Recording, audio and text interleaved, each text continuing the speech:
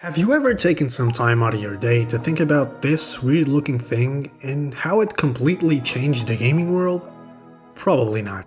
And to be honest, me neither. I'm a keyboard and mouse type of guy anyway. But I feel like today should be the day we take a good look at the joystick with all of its different phases, functions and names, and finally pay our respects to it and the role it played in gaming over the years. But first, what even is a joystick? Is it the same as an analog stick? Is it not? What about digital sticks? While all of these can be called joysticks, as it basically just is a broader term for control sticks used in gaming scenarios, I think the best way to differentiate all of these is by how they work on a technical level, as well as their use. An analog stick transmits its data through, as the name says, analog values, or in other words, electric pulses of varying amplitude. The maximum amplitude in this context of moving in a circle being 360 degrees, whereas digital sticks transmit their data in a binary form, where instead of having pulses of immense and varied amplitude, you have two, 1 or 0, meaning it works just like a D-pad, where you can only move to a limited number of directions, usually 4 or 8, only it had a different shape. Analog sticks are the ones that we're used to as people of the 21st century, ever since the Nintendo 64 popularized its usage with its 64-bit processor capable of full 3D gaming, where simple binary movement just wasn't gonna cut it. Yeah, about that. And digital sticks were the ones you'd find on your Atari 2600's controller or the beast that was the NES Advantage. A good way to explain how a digital stick works is through something like those crappy mini arcades, where you literally screw the stick onto the D-pad because it works the exact same way as one. But you can call all of these whatever you want. Analog sticks, control sticks, thumbsticks, but I went with joystick because despite being a term that isn't used as often as it was back then, everyone will know what I'm talking about. And now, onto the history part. Right after this quick word from me. Yes, me. Listen here, this guy is hating on me for no reason, and I need your help. So if you're into gaming/internet video essays like this, make sure to like and stick around so this guy here can learn that I'm a good guy who makes good stuff. But yeah, that's it. The first instance of anything that resembles a joystick in history would be C.B. Mirick's patent for an electrical distant control system, which he developed at the United States Naval Research Laboratory back in 1926. And just to make it clear, even if the joystick had its origins in the realm of aviation, I'm more focused on the gaming side of things, and talking about planes for half an hour wouldn't exactly be my cup of tea. So, to see how it got its start on the gaming side of things, we'll have to jump to the 60s, specifically 1969 with Sega's Missile Arcade, though this joystick only had two directions, those being left and right. From what I could find, 4-way joysticks, aka D-pads but with a different shape, were first featured in Atari Space Race in 1973, or Taito's clone of that game called Astro Race from the same year. Wikipedia seems to claim Taito's version was the first with this kind of joystick, so I don't really know. If you have no idea who Taito is, they made Space Invaders. Speaking of Taito again, in 1975 they introduced dual stick controls and 8-way joysticks in their Western Gun arcade, known as Gunfight in America, where one stick would control the player and the other would control the direction of the weapon. While there were dozens of other arcades that used and popularized the joystick, Pac-Man being the most popular example I can think of, there's not much more to say about these early days of gaming, especially since a lot of the time arcades and early home consoles would use paddles over any kind of control method, as 90% of anything really at this time was a Pong clone. So I guess we'll have to see what the later 70s and the 1980s have for us. This new era of the gaming world, gone was the need to have to leave your home and go to the local arcade to play some games. They kept existing for a few more decades, but now you could play a bunch of different games at home. As we all know, the console that brought all of this to the public eye was the Atari 2600, a system that played a defining role in the history of the joystick for being the first popular console to feature one, a digital stick in this case.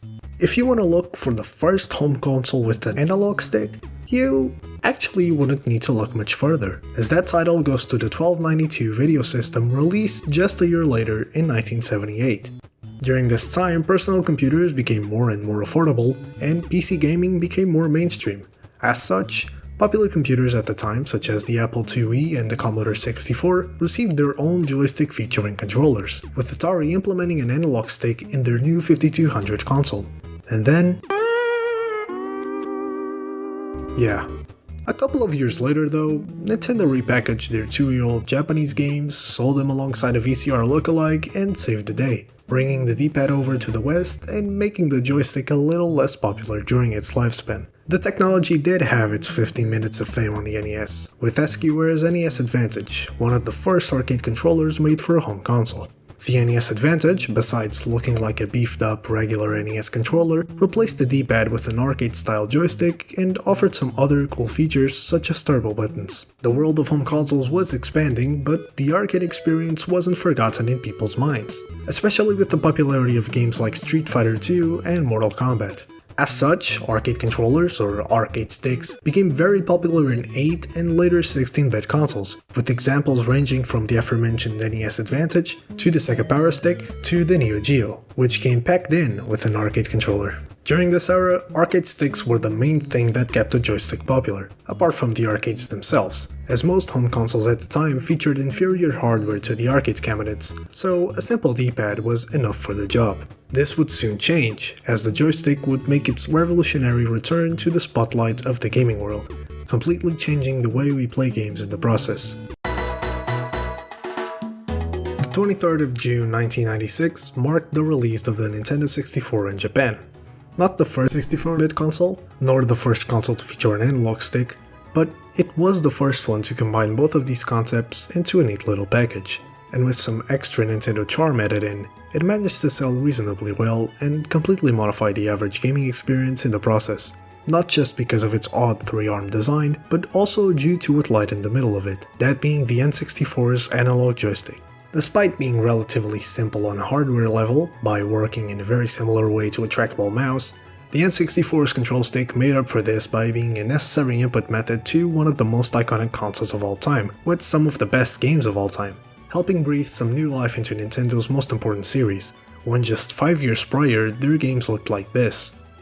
The success of the Nintendo 64, at least compared to Nintendo's last product, helped pave a way into a new era for the joystick and for gaming as a whole, with every major home console since having their own go at the analog stick. Systems like the Dreamcast followed Nintendo's footsteps by only featuring one analog stick, and also by having an equally weird controller, while competitors like Sony combined its already existing controller with features first introduced in the arcades, and brought the best of both worlds to your hands, with the introduction of the dual analog controller, which preceded the DualShock, creating the most iconic controller lineup of all time, thanks in part to the 2 analog sticks, which further refined movement in a 3D space from where the N64 left off. I mean, if you try to think of a controller, chances are you are most likely going to imagine something with this shape. That's how defining the DualShock series was. Sony further innovated in the joystick world by introducing the PSP. Not the first handheld to have one, as that would be the Neo Geo Pocket, but it was the first one to feature an analog stick,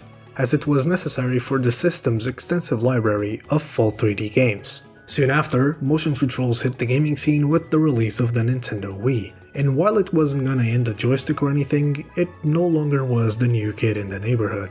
But Nintendo managed to use motion controls in tandem with the joystick by creating the nunchuck, which helped the Wii survive in its later years, when everyone was sick of motion controls and wanted to play games in a more traditional way again. And after the Wii, it was clear the joystick was here to stay. No other input method would even come close to it, on console at least, and despite issues like stick drift, the joystick continues to be a very loved component of the gaming world, even a century after its invention and after all the different industries that used it. It's so weird how common and iconic the joystick is, no matter the system, and how very few videos exist documenting its history. So I hope this video did just that. As always, make sure to like and subscribe to stick around, as we're getting pretty close to 2,000 subscribers. And with all of that said and done, I wish you all a very nice day.